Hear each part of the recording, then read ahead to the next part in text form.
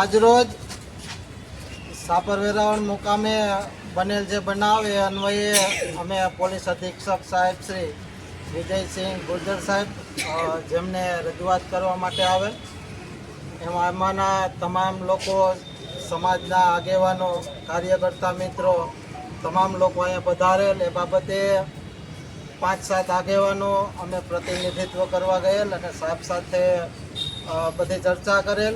જે બનાવ બનેલ છે મહેશભાઈ ડૉક્ટર, જેને આપણે મહેશભાઈ સોલંકી, જેને ઉર્ફે મહેશભાઈ ડૉક્ટર તરીકે ઓળખીએ છીએ, જેમનો જે ગત તારીખ 7 તારીખનો જે બનાવ હતો, પીઆઈ આરબી રાણા સાહેબ જેમને અપમાનિત શબ્દોનો જે પ્રયોગ કરેલો એ બાબતે આપણે ત્યાં પણ અરજી આપેલી છે. ડીવાયએસપી એસપી સાહેબને પણ અરજી આપેલી છે અને આજે એસપી સાહેબને રજૂઆત કરવા આવેલ અને અત્યારે આપણે પાછા આઈજી સાહેબને પણ રજૂઆત કરવા જાશું કે જે ગાળો બોલવી, જે ધમકીઓ આપવી, મારી નાખવાની, આવી બધી ફરિયાદમાં આપણે ઉલ્લેખ કરેલો છે. એટલે સાહેબે તમામ બાહેંધરી આપેલ છે. આપણા જે બીજા પ્રશ્નો હતા એ પણ એ પોલીસ સ્ટેશનને લઈને એ પણ પ્રશ્નોની રજૂઆત કરી છે, એની પણ બાહેંધરી આપેલ છે અને આની તપાસ સંપૂર્ણ કરી અને કાયદેસરની કાર્યવાહી જે થશે એ કરશે. એટલે તમામ આપણી જે માંગણીઓ હતી, આપણી જે રજૂઆત હતી એ તમામ રજૂઆત કરી છે અને સાહેબે બાહેંધરી લીધી છે. એ તમામ રજૂઆતો આપણે સ્વીકારવામાં આવી. મહેશભાઈ ડૉક્ટર છે અને સામાજિક આગેવાન માવજીભાઈ રાખસિયા પણ છે.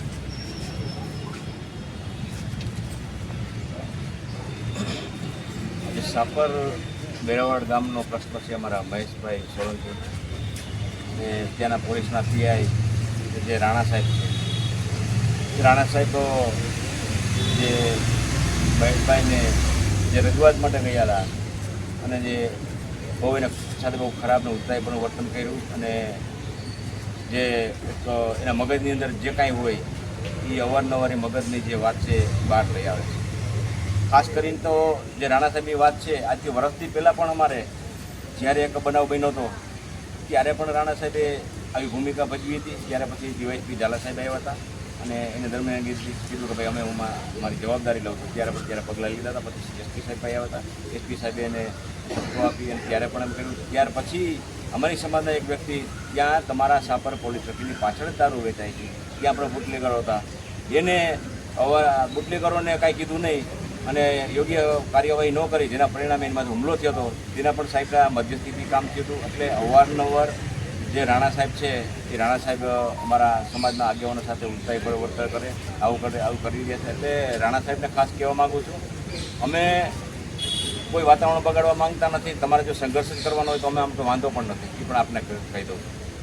જે કાંઈ અવારનવાર તમે જે કૃત્ય કરી રહ્યા છો, અમે સમાજને બદનામ, સામાજિક આગેવાનોને બદનામ કરી છે, ઉત્સાહી વર્તન કરો છો, એ પણ સાહેબને અમે ફરિયાદ કરી. પણ સાહેબ એક સારા વ્યક્તિ છે, અમને સાંભળ્યા છે, એટલા માટે રાણા સાહેબ અમે તમારી સામે બીજું કંઈ કરવા માંગતા નથી. બાકી તમને એવું ઈચ્છા હોય તો આપણે રેલી, સરઘસ, આંદોલન, વાતાવરણ બગાડવા એમાં કોઈ વાંધો પણ નથી. એટલે તમે હવે આ છેલ્લી વોર્નિંગ છે, હવે ઘડીએ અમે તમને વાતાવરણ બગાડ. બીજી વાત એક કરવા માગું છું કે સાહેબને પણ કીધું, એસપી સાહેબને પણ, કે રાજકોટની અંદર તમે જેમ અમને સાંભળો છો એમ તમારા રાજકોટ તમારા વિસ્તારના જે પોલીસ સ્ટેશનો એ સાંભળતા નથી. આવી જે વાત તમે સાંભળો છો, તમે એક યોગ્ય નિકાલ કરો છો, એવું તમે દરેક ચોકીમાં તમે કહો અને વાતાવરણ સારું થાય. અને ચોકીમાં જે તમારું જે વાતાવરણ છે એવું ચોકીની અંદર વાતાવરણ થાય, જેથી કરીને અમારે તમારી પાસે જવાનું પડે. રાજકોટના સીપી સાહેબ, કમિશનર સાહેબને પણ કહેવાનો છો કે તમારા અંદરના પોલીસ સ્ટેશનો જે પોલીસ સ્ટેશન એમાં પણ તમે અને 2% પોલીસ સ્ટેશન હિસાબે એક સમગ્ર પોલીસ સ્ટેશનના લોકો બદનામ થાય છે.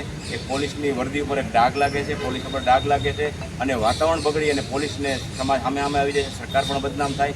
આવું ન થાય એના માટે હું તમને જે સાહેબે સાંભળ્યા છે એટલે રાણા સાહેબને અમને અત્યારે મેં થોડોક જીરું રાખી છે. બાકી તો રાણા સાહેબ તમે જો આ રીતનું વર્તન કરશો તો આવનારા દિવસોમાં ક્યારેય સહન નહીં કરી અને આ સમાજને તમે કદાચ કહેતા હોય કે આ સમાજને અમે ગમે રીતે કરશો તો એ વાત તમારે ભૂલ છે.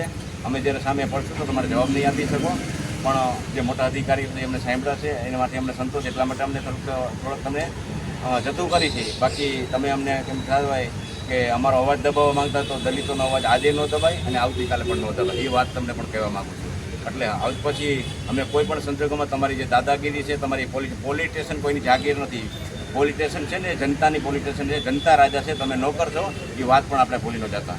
એટલે એન પ્રકારે જે રાણા સાહેબ, તમે તમારા જેવા દરેક પોલીસ સ્ટેશનમાં 2% લોકો છે અમને આંદોલન કરવા માટે અને આવું કરવા માટે જે મજબૂર કરી રહ્યા છો, એ આવનારા દિવસોમાં ન થાય એવી અમારી વિનંતી છે. અને જો આવનારા દિવસોમાં આ જ વાતાવરણ રહ્યું તો તમારી સામે મોરચો કરતા પણ મચકાશે. ભાઈ નરેશભાઈ, આજે જોકે સાપર વેરાવળથી બહોળી સંખ્યામાં લોકો આવ્યા છે. આપણે અમારા સાથી મિત્ર મહેશભાઈ સોલંકી, જેમની ઉપર સાપર પોલીસ સ્ટેશનના પીઆઈ રાણા સાહેબ દ્વારા જોકે ગેરવર્તન એમની સાથે કરેલું છે. જાતિ સૂચક શબ્દો કરી અને અપમાનિત કરી મારવાની પણ એમને ધમકી આપેલી છે.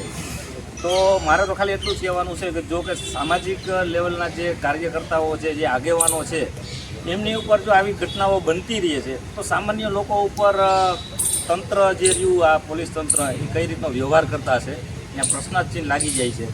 જોકે અત્યારે અમે સાહેબને મળ્યા, સાહેબે સરસ મજાનો રિસ્પોન્સ અમને આપ્યો છે કે આવી ઘટનાઓ ન બને. ત્યારબાદ મેં પણ બીજી પણ રજૂઆતો કરી છે. અને ખાસ એક બાબત એ કહેવાની છે કે સાપર પોલીસ સ્ટેશનની અંદર ગમે ત્યારે તમે કોઈ પણ કોઈ આગેવાની લઈ અને જાઓ છો ત્યારે જવાબ એવી રીતના લોકો ભરે છે કે સાહેબ હાજરમાં નથી, કાલે આવશે, પરમદી આવશે.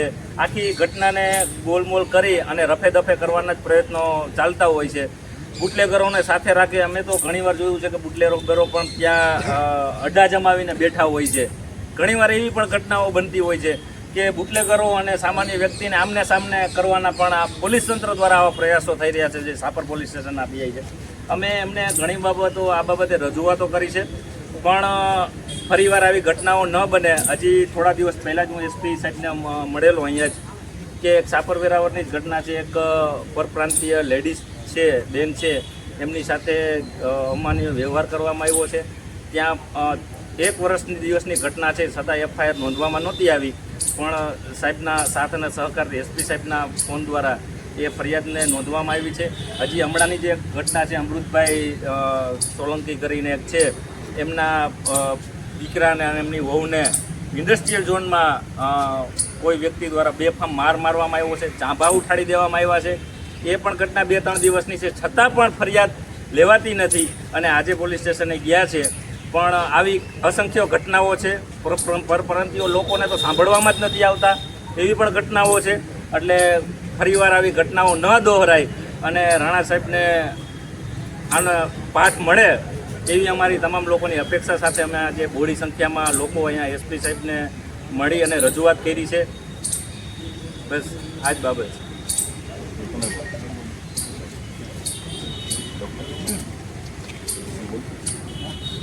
હું મહેશભાઈ સોલંકી, વેરાવળ સાપર સ્થાનિક આગેવાન છું. અને હું પોલીસ સ્ટેશને જ્યારે ગયેલ રજૂઆત કરવા માટે, ત્યારે રાણા સાહેબે ઉદ્ધય બન્યું, મારી સાથે વર્તન કરેલું છે, મારી નાખવાની ધમકી આપેલી છે. જેના અનુસંધાને આજે એસપી સાહેબને અમારે રજૂઆત કરવી પડે છે. જે બહુ શરમજનક વાત કહેવાય છે આજે પોલીસ ખાતા માટે થઈ. એટલે મારી વિનંતી છે કે આવું ફરીવાર ત્યારે બને નહીં અને આવા પીઆઈને ત્યાંથી બદલી અને સસ્પેન્ડ કરે અથવા એની ઉપર ગુનો દાખલ કરે એવી અમારી માંગ છે. એ સાથે અમે અહીંયા બહોળી સંખ્યામાં હાજર રહ્યા છીએ અને સાહેબને રજૂઆત કરે છે. સાહેબે સાંભળેલ છે અમને, એટલે અમને બહુ સંતોષકારક જવાબ મળે છે. હવે આગામી દિવસોમાં અમે જોઈએ છીએ સાહેબ શું પગલાં લે છે એની અમે રાહ જોઈએ.